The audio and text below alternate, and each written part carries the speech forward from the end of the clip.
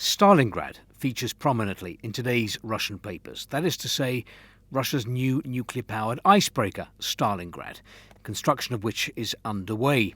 Via video link, Vladimir Putin took part in a ceremony marking the moment.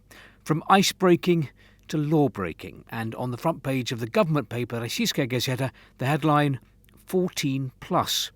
This relates to a new law published today, expanding the list of crimes for which criminal responsibility now begins from the age of 14. This includes crimes of a terrorist nature and sabotage. More and more dangerous crimes are being committed by minors. When one young citizen was apprehended recently for setting fire to a railway line relay box, he smirked into the camera, "I'm only 14, I'll get away with it." Now such youths will have to answer for their actions. Komsomolskaya Pravda's Wednesday supplement calls this terrorism in short trousers. More evidence of the Russian authorities turning away from Europe. Kommersant reports that Russia's Supreme Court is changing European legal values for international ones. The Supreme Court will cleanse its rulings of references to the European Convention on Human Rights, but will retain the positions formulated with its help, with reference to the generally recognised norms of international law.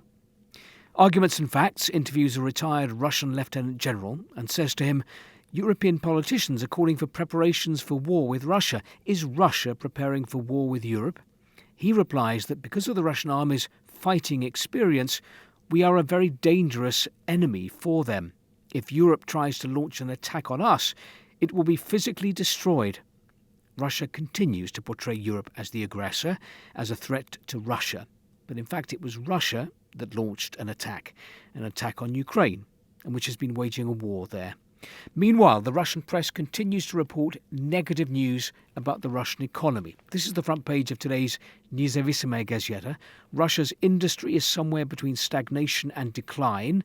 The fall in investment activity will soon hit a new record. In domestic industry, investment is falling, and production in the sector as a whole is somewhere between stagnation and decline, independent economists say. The Russian Ministry of Trade and Industry officially recognises that some sectors of industry are in recession. One of the few growing sectors in Russia is the production and export of fertilizers. Moskovsky Komsomolets reports that the Russian parliament now is discussing amendments to the state budget for 2026-2028 and admits that these are difficult times. Trump's sanctions against our oil companies have pushed oil prices below $40 a barrel, with little hope of a speedy recovery. Remember, the other day the US president also announced he would be ready to impose 500% tariffs on all buyers of Russian products, which is unlikely to make energy importers more enthusiastic. At the same time, the federal budget for 2026 was drawn up based on an average oil price of $59 a barrel.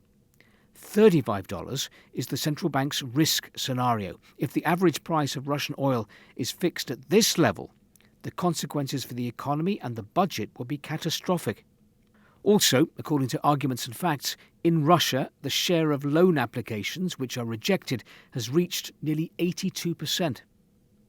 Almost every day now, the Russian papers are discussing the country's economic woes. Now, this doesn't mean the economy here is on the verge of collapse. Neither does it mean that President Putin is about to end the war in Ukraine because of economic pressures his country is experiencing. However, these economic pressures are real and they are set to increase.